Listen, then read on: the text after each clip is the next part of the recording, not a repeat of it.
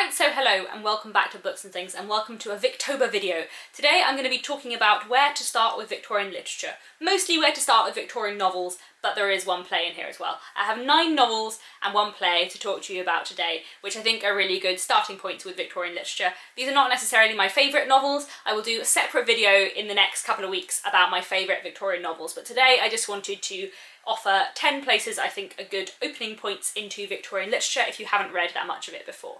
So yes, let's talk about those Victorian books.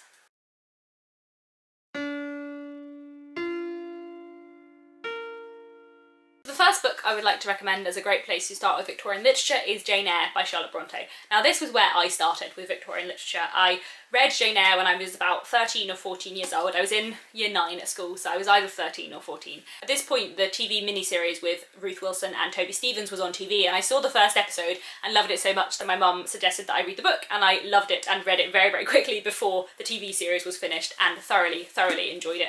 I think this is a great place to start with Victorian literature. I find it very accessible. It's in the first person, which for me, I think in general Victorian literature that's in the first person is slightly more accessible just because the language tends to be a little bit more easy, and a lot of the Victorian novels that are in the third person have a lot of characters and jump around a lot, which I love, but is not necessarily the best thing when you're getting into Victorian literature and you're still getting used to the slightly different language. Jane Eyre is also just one of those stories that you can really get involved with very soon. Jane Eyre is an orphan and is brought up in her childhood by an aunt who doesn't love her. She gets sent away to school, and after that she becomes a governess. She goes to teach a young girl called Adele, who is the ward of a man called Mr. Rochester, and she ends up in this kind of gothic, slightly deserted big house. I also think Jane Eyre is a really good place to start with Victorian literature if you are a teenager and if you're getting into Victorian literature in that period of your life, because a lot of the book deals with issues of self-confidence and self-worth and Jane kind of growing up. It was one of those books that spoke to me even more when I was a teenager than it does now,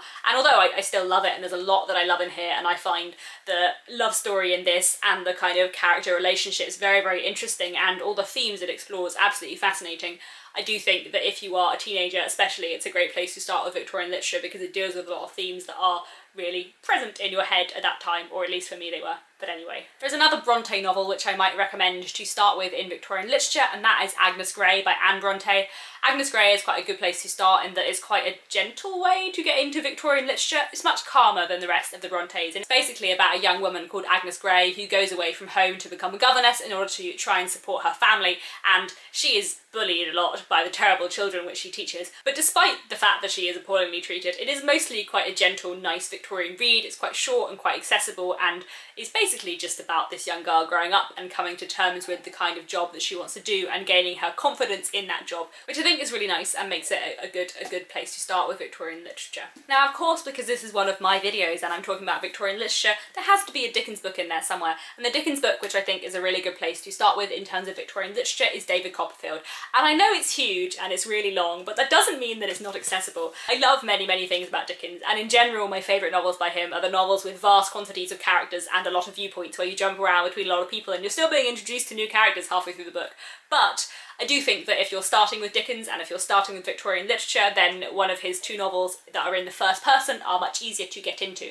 His novels that are in the first person are Great Expectations and David Copperfield, and I feel that David Copperfield is the perfect place to start with 19th century literature. I'm currently rereading David Copperfield, or listening to it on audiobook.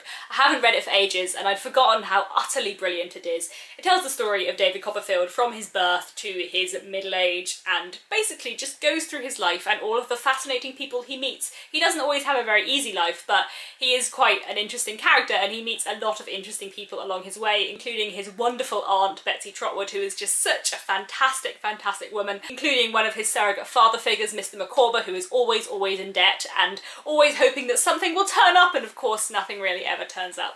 There are so many wonderful characters in here. They're all very rich and dynamic, but because you always have David Copperfield as the focal point, as the protagonist and the narrator, you always know where you are, and it's quite grounded in that sense. It deals with various things about gender roles and morality and class and so many important themes within the Victorian period, but because it's all told through the frame of this one man's life, it makes it very accessible and easy to get into, and it's just so good.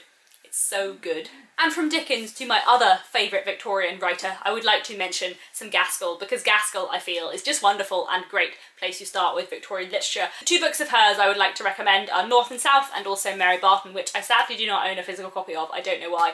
Both of these are really, really brilliant, lovely books, and both of these deal with quite an important theme within the Victorian period, which is the theme of the industrial city and what industrialisation and factories and the life of those who work in factories and who live around factories, what that means for Victorian society as a whole.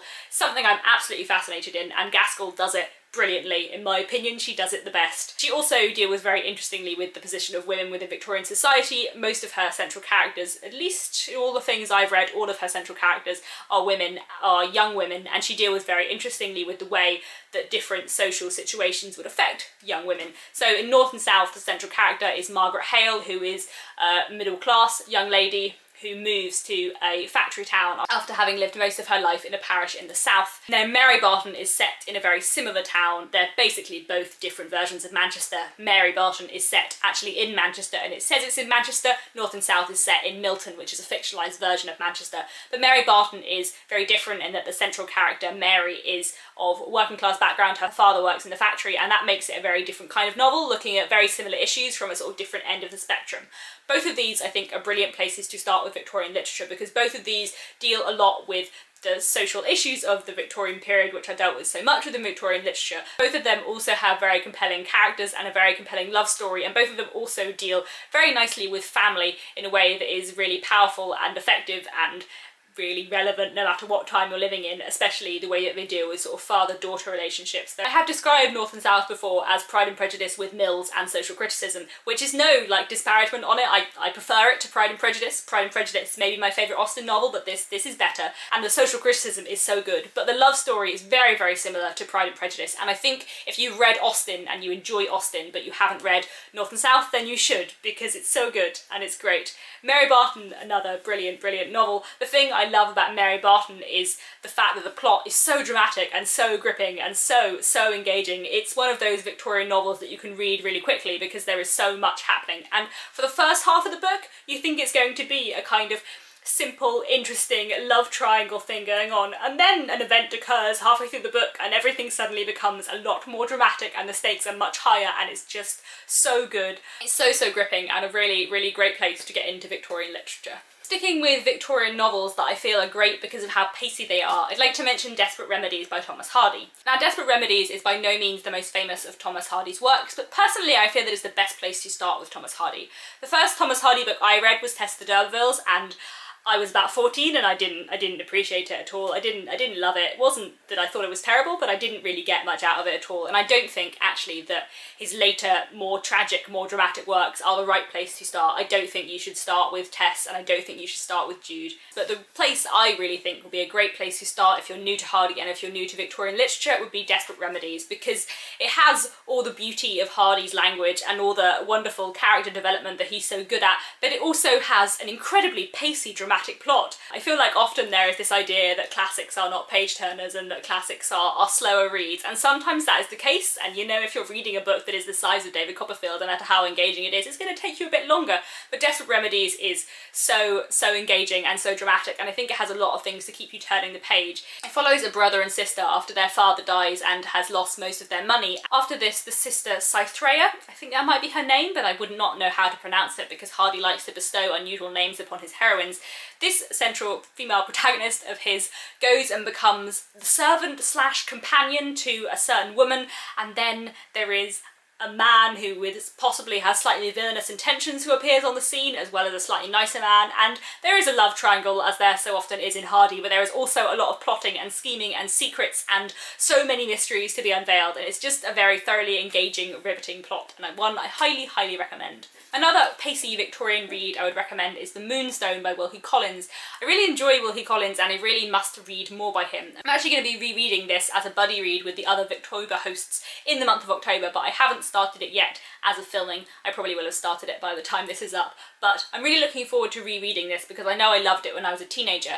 The Moonstone is a mystery novel and considered one of the first detectives novels. The Moonstone is told from the perspectives of various different characters, which means you get to see everyone's perspective on the central mystery of the plot, which is this Moonstone, this impressive jewel that goes missing. That adds a really interesting element to it and makes it a really nice way to read about the position of lots of different people within Victorian society. It's also just a really great mystery and really, really gripping. It really keeps you turning the page and wanting to know what's going on to solve the mystery. It's just a very gripping and very enjoyable read. For a slightly quieter and less pacey read, I'd also like to recommend Rachel Ray by Anthony Trollope, which I think is another good place to start with Victorian literature. It's quite a quiet, nice, simple love story at its heart. It's just a nice book. It would never be in like my favourites of all time, but it's a really nice, great book, and it's just enjoyable. Another one a bit like North and South that I think you'll like if you like Austen, because it has that kind of Austen-esque love story in it, but it's just a nice love story and one I would highly recommend. The final things I have to recommend as good places to start with Victorian literature are both by Oscar Wilde. The first is his novel, The Picture of Dorian Gray, which I do think is a good place to start. It has quite a heavy dramatic plot and a lot of gothic influences, sort of supernatural but not quite. You probably vaguely know the concept of The Picture of Dorian Gray, but there is a man called Dorian Gray and there is a painting of him which ages instead of him. That is the basic crux of it, but that is not really what it's about. Like, that is not actually explored as much as the lifestyle that Dorian leads. But the reason that I would recommend this as a good place to start with Victorian literature is that it's very dialogue heavy and the dialogue is brilliant. Like, the thing that Oscar Wilde for me does so well is his dialogue. His wit is superb, his characters speak wonderfully, and even though they're all horrible and you kind of hate them all, they speak so beautifully that it's just a joy to read, a thorough joy to read. Which is part of the reason why I would recommend his play, The Importance of Being Earnest, as a really good place to start with Victorian literature. Even though the Victorian period is not massively famed for its great plays, I actually think that reading Victorian drama, such as plays by Oscar Wilde or George Bernard Shaw, is a really accessible way of getting into Victorian literature, because when you're just reading the dialogue, it's often a lot simpler than the quite prose-heavy things that tend to come out within the Victorian period, and sometimes a bit easier to follow than some of the convoluted plots of Dickens, much as I love him. The Importance of Being Earnest is a great story, and it's very, very, very witty, very, very funny, very engaging, and the dialogue is just so easy and accessible and brilliantly thought out and well developed. There are so many other great plays by Oscar Wilde as well, but The Importance of Being Earnest is probably the most famous and I think is a great place to start. So there we have it. Those are 10 places that I think are good ways of getting into Victorian literature. Do let me know if in the comments below where you think is the best place to start with Victorian literature, and if you have read any of these before. Also let me know where you started with Victorian literature, because I'm curious to know. I'll be back very soon with another Victorian video, and in the meantime, happy reading and happy Victober. Where would you recommend to start with Victorian literature? At the end. What? What's the end? Of the book. Go on. Well, no, at the end of the period with Oscar Wilde, and then to move on to better literary period. Oscar Wilde's on my list. Shoo! In a play though, isn't he?